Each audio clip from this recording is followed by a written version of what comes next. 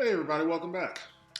So, I hope everybody enjoyed so far this series that what we have done so far in regards of text shadows, particles, and the 3D grid.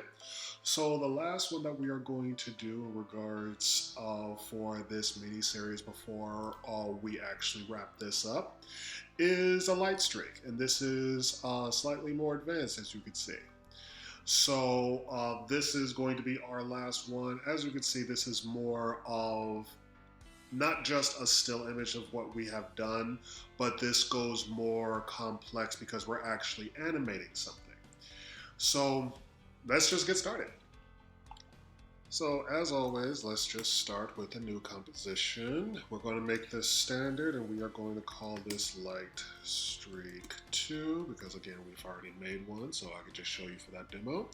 Everything else remains the same in regards of comp size, 1080 height, 920 square, 30 frames, and we're just going to keep with our standard 20-second duration. And we can leave the background color black today. Colors do not matter, but we are going to have fun with this. All right, so let's get started. First things first, let us create ourselves a new solid. And we could just leave it the way it is. Colors at this stage doesn't matter, but we are going to leave this blue. We can leave it comp size. So the first thing that we're going to do is slightly a review, is that we are going to add ourselves particles or a simulation of particles. However, instead of using particle world, we're going to use particle systems 2. And as you can see, it's already defaulted to all of this. But before we even think about playing with that, the first thing that we need to do is that we need to create a new layer. And that layer is going to be a null object. Reason why we're creating a new null object is because this object here is how we are going to basically direct our stream. As you saw in here, the null object is this square box here. So this is how this is where it's basically going to be the head of the snake. Let's just call it that. And so right now we're going to be basically creating the head of the snake. So first things first, let us increase the size of this, not for any specific purpose outside of just giving us some working room. But what we're also going to do is that we are going to change the anchor point to the center of this box. So to do that in a whole lot more expedient way, just click this box up here, which is the pan behind anchor point tool. And then we're going to put this in the center. Okay. All right, so that's step 1, well, step 3 in this case. All right, so the next thing that we are going to do is that we're going to go back to our particle tool. Do not worry about why the null box is there. So there's one step I did forget before we continue. I did forget to name my layer. Null object can remain the same, but it is always best to name your layers. If you don't already, I suggest that you do. Trust me, it will be a whole lot easier on your side. So this next part is going to be slightly tricky. So if this step does not get to you on the first time, I do suggest that you just rewind and get it again. But our purpose to make sure that the head of our snake actually guides with the null object is that we have to make our position, which is our X and Y, basically match with the null object.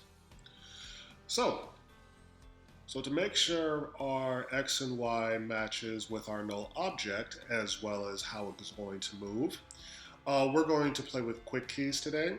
So if you are on a PC, you would alt-click on this time clock on position, but like myself, I'm using Mac, so I'm going to use option-click. And then once after that, you're going to select your null object, and you're going to select P for position. You are going to drag this to position so everything matches. So when we move this the null object moves, and vice versa. So now the reason why you would make sure that you requip it to the position is so once you move your particles, or if you were to move your anchor point, we have now made the head of the snake. And we do not have to try to motion track on one thing or try to do something else complex. This step is a whole lot easier than what people are normally used to, or the hard way, basically. So our next step before we continue is that we have to tell our position what to do. So what we're going to do is that we're going to hit Option click or Alt click on the stopwatch for position. We're basically going to transform it to tell it actually what to do so we don't have to constantly do it ourselves. And we are going to add a wiggle effect. And for the purpose of this video, of course, everybody has their own preference in regards of what type of number they want to do for their wiggle effect. But we are going to use 1300.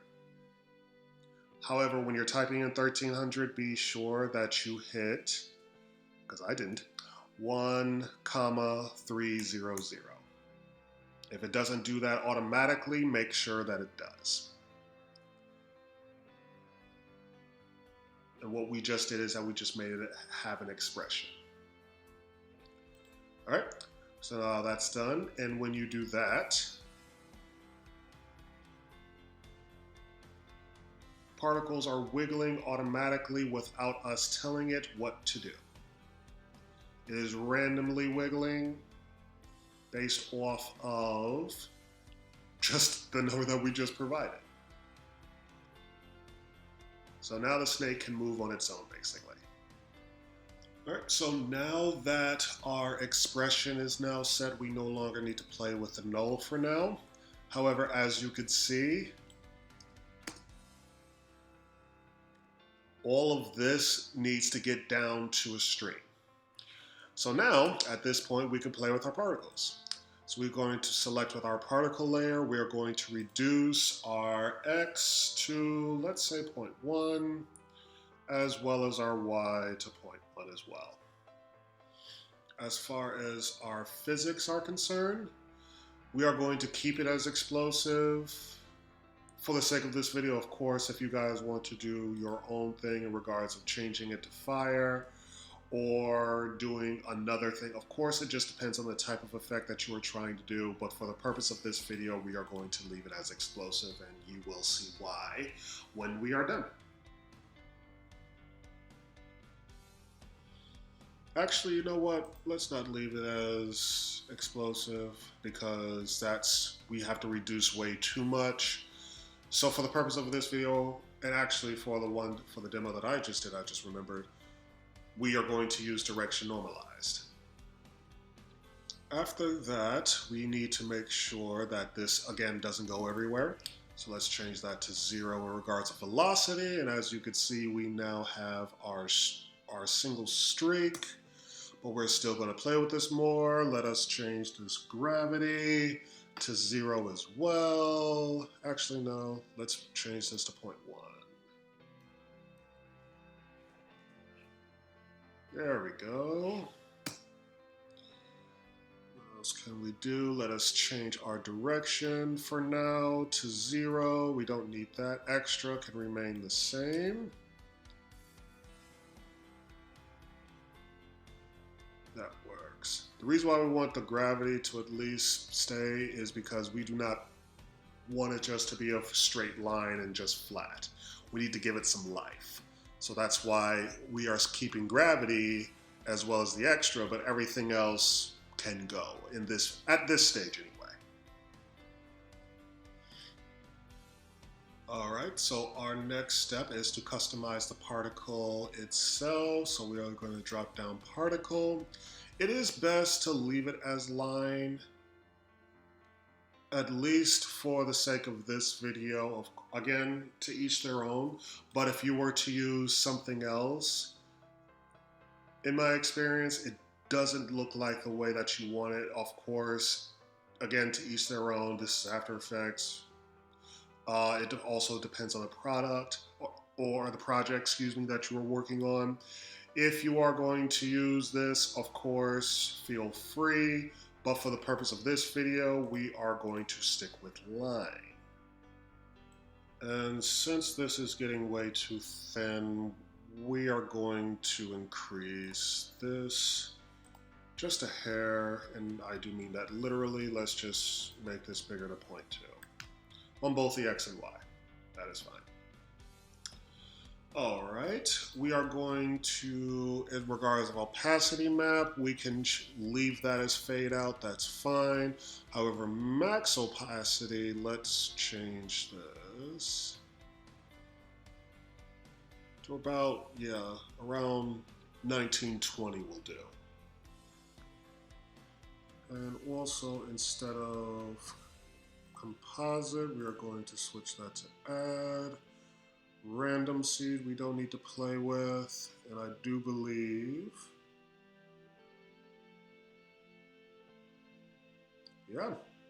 this actually looks pretty good.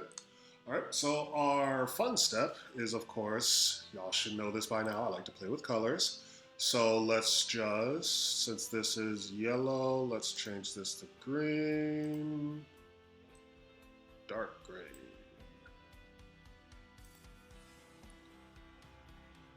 And then let's change this. Let's say pink for kinks and giggles.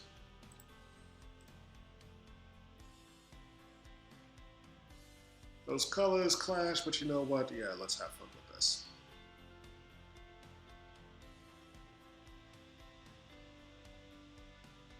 Alrighty.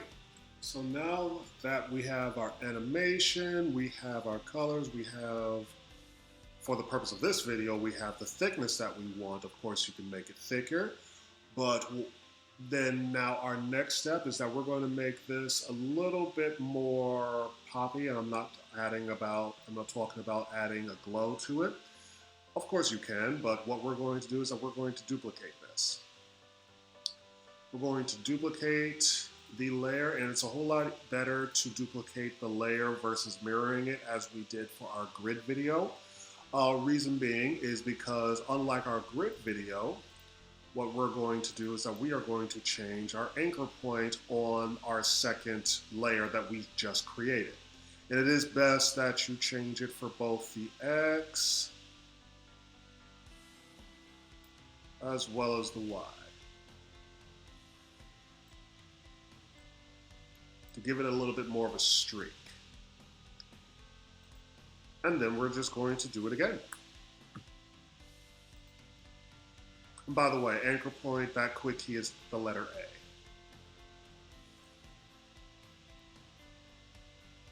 I'm going to start using quick keys at least as much as possible, but of course I will tell you what I have done. Unnecessary. Okay, so there's that.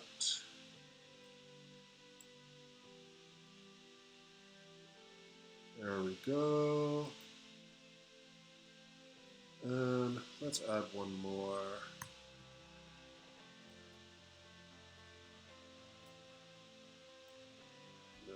This.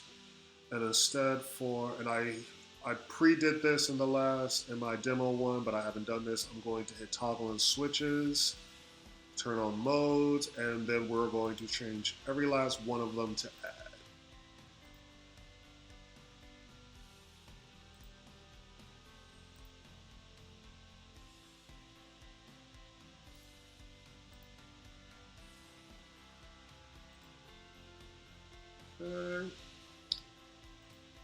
Okay. There we go. All right, so that is it for this video. Of course, this streak can be used in multiple different things. It all depends on the project that you'd like to have. But these types of streaks, this was done without any plugins, meaning that this was just a custom-made light streaks that we have created, and of course that you guys can use.